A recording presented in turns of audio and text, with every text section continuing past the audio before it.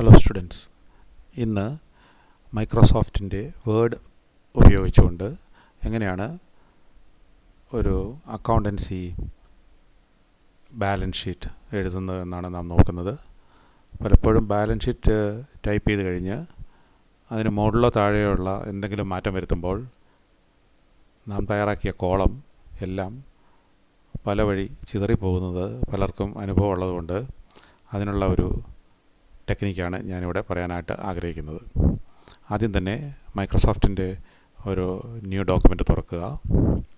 അങ്ങനെ ഡോക്യുമെൻ്റ് തുറന്നിട്ട് നമുക്ക് 4 കോളമാണ് വേണ്ടത്: ലയബിലിറ്റീസ്, എമൗണ്ട്, അസറ്റ്, എമൗണ്ട്. നോക്കുക, ഇതിനാദ്യം ചെയ്യേണ്ടത്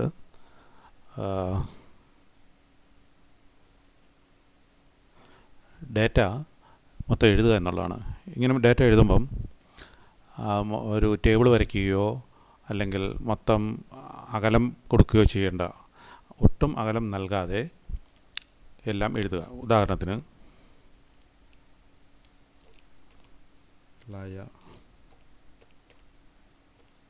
ലയബിലിറ്റീസ് മറക്കാതെ നൽകേണ്ടത് ഒരു കോമയാണ്, കോമ. എമൗണ്ട് വീണ്ടും കോമ നൽകണം.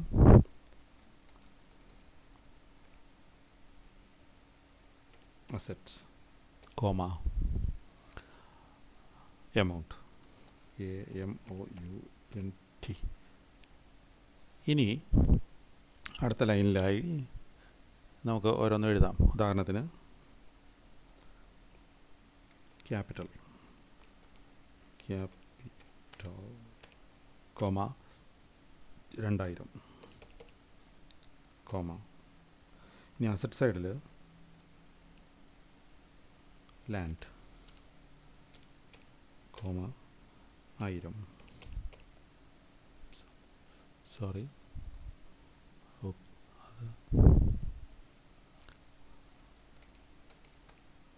Assets, comma 1000. ഇങ്ങനെ ക്യാപിറ്റൽ സൈഡും അസറ്റ് സൈഡിൽ നമ്മൾ ഇവിടെ അസറ്റ് എന്നല്ല വേണ്ടത്. നമുക്ക് ഇതെല്ലാം കളഞ്ഞിട്ട് ആരംഭിക്കുകയാണ്. ക്യാപിറ്റൽ, കോമ 2000, കോമ മറക്കാതെ കൊടുക്കുക. Land, comma 1000. ഇങ്ങനെ ഈ ബാലൻസ് ഷീറ്റിൽ എഴുതുവാനുള്ള മുഴുവൻ കാര്യങ്ങളും ഇതേപോലെ കോമ ഇട്ട് എഴുതി കഴിയുക. ഇപ്പോൾ സമയമെല്ലാം നഷ്ടമുണ്ടാകാതിരിക്കാൻ വേണ്ടി ഞാൻ നേരത്തെ തയ്യാറാക്കി വച്ചിരിക്കുന്ന ഒരു ഡോക്യുമെൻറ്റിൽ നിന്ന് ഇത് ഞാനെടുത്ത് കോപ്പി ചെയ്യാൻ പോവുകയാണ്. ഇത് നോക്കൂ, ഇതാണ് ലയബിലിറ്റി, എമൗണ്ട്, അസറ്റ്സ്. ഇത് ബാലൻസ് ഷീറ്റിൽ വരുന്ന മുഴുവൻ ഡേറ്റയുമുണ്ട്. ഞാനിത് ഇവിടുന്ന് കോപ്പി ചെയ്ത് നമ്മുടെ ഈ പഴയ ഡോക്യുമെൻറ്റിൽ ഞാനത് പൂർണ്ണമായും ഇത് സെലക്ട് ചെയ്ത് കളഞ്ഞിട്ട് ഇവിടെ ഞാൻ പേസ്റ്റ് ചെയ്യുകയാണ്. ഇങ്ങനെ ബാലൻസ് ഷീറ്റ് പൂർണ്ണമായി തന്നെ ഡേറ്റ കോമയിട്ട് എഴുതിയതിന് ശേഷം, സ്പേസ് ഇല്ലാതെ കോമയിട്ട് എഴുതിയതിന് ശേഷം നമുക്ക് ഇതിനെ ഒരു ടേബിളാക്കി മാറ്റണം. അതിന് ചെയ്യേണ്ടത് മുഴുവൻ ഡേറ്റയെയും സെലക്ട് ചെയ്യുക എന്നുള്ളതാണ് ആദ്യം. ഡാറ്റ സെലക്ട് ചെയ്തതിന് ശേഷം ഇൻസേർട്ട് മെനുവിൽ ടേബിൾ ഓപ്ഷനിൽ ഫ്ലൈ ഔട്ടായി ലഭിക്കുന്ന കൺവേർട്ട് ടെക്സ്റ്റ് ടു ടേബിൾ ഓപ്ഷനാണ് എടുക്കേണ്ടത്. ഞാനിവിടെ convert text to table option സ്വീകരിക്കുന്നു. ഇപ്പോൾ ഇവിടെ ഡിഫോൾട്ടായി 4 കോളം 6 റോ ഉണ്ടാക്കട്ടെ എന്ന് വേർഡ് നമ്മളോട് ചോദിക്കുന്നു. കാരണം നമുക്കിവിടെ ഉള്ളത് 4 കോളമാണ്, അല്ലെങ്കിൽ നമ്മൾ ഉണ്ടാക്കാൻ പോകുന്ന 4 കോളമാണ്.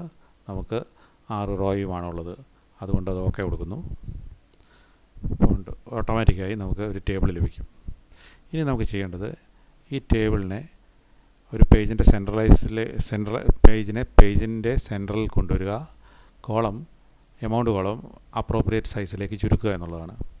അതിന് ചെയ്യാവുന്നത് റൂളറിൽ, ഡോക്യുമെൻറ്റിൻ്റെ മുകളിലുള്ള റൂളറിൽ നമുക്ക് എമൗണ്ട് കോളത്തെ നമുക്ക് സ്ട്രെച്ച് ചെയ്ത് ചെറുതാക്കുകയോ വലുതാക്കുകയോ ചെയ്യാം. ഇവിടെ ഞാൻ നോക്കുക എമൗണ്ട് കോളത്തെ സ്ട്രെച്ച് ചെയ്യാണ്. സ്വാഭാവികമായും ലയബിലിറ്റി സൈഡ് ഇപ്പോൾ വലുതാണ്. നമ്മൾ ഇവിടെ നിന്ന് ഈ എമൗണ്ട് കോളത്തെയും മുൻ എമൗണ്ട് കോളത്തിനോടെന്ന പോലെ സമമായ വലുപ്പത്തിലേക്ക് കൊണ്ടുവന്നു. അപ്പോൾ നമുക്ക് ലയബിലിറ്റീസ് എമൗണ്ട്, അസറ്റ്സ് എമൗണ്ട് ലഭിച്ചു. ഏകദേശം തുല്യമായ ഒരു ഫോർമാറ്റിങ്ങിലാണ് ഈ ഡാറ്റ മുഴുവനും നിൽക്കുന്നത്. ഇനി അടുത്തതായി നമുക്കിതിനെ സെൻട്രലൈസ് ചെയ്യാം. Sorry for that. എൻ്റെ റെക്കോർഡിങ്ങിന് വേണ്ടി ഞാൻ സ്ക്രീനിൻ്റെ റെസൊല്യൂഷൻ മാറ്റിയിട്ടുകൊണ്ടാണ് ആ വിൻഡോ ഇടയ്ക്ക് പോപ്പപ്പ് ചെയ്യുന്നത്. അത് നമ്മളെ ശല്യം ചെയ്യാതെ നമുക്ക് അത് മാറ്റിക്കളഞ്ഞിരിക്കുന്നു. ഇനി ഇതിനെ ചെയ്യാൻ പറ്റുന്ന മൊത്തമായി ഇതിനെ സെൻട്രലൈസ് ചെയ്യുക എന്നുള്ളതാണ്. അതിന് ഹോം ബട്ടണിൽ പോയി പാരഗ്രാഫ് ഫോർമാറ്റിങ്ങിൽ സെൻട്രലൈസ് ഓപ്ഷൻ എടുത്താൽ മതിയാവും. അപ്പോൾ ഇത് മൊത്തം സെൻട്രലൈസ് ചെയ്തു. ഇനി നമുക്കിത് പ്രിൻ്റ് ചെയ്താൽ എങ്ങനെ ഉണ്ടായിരിക്കും എന്നൊന്ന് അറിയാൻ വേണ്ടി ഓഫീസ് ബട്ടണിൽ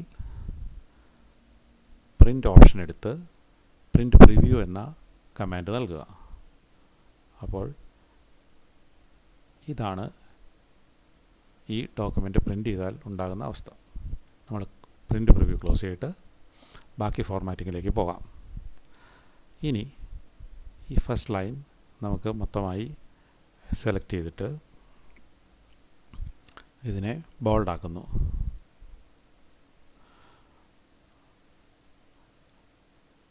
ഈ ടോട്ടലിന് 2 അണ്ടർലൈൻ കൊടുക്കാനായിട്ട് ആഗ്രഹിക്കുന്നുണ്ടെങ്കിൽ ആ എമൗണ്ട് കോളത്തെ മാത്രം സെലക്ട് ചെയ്തിട്ട്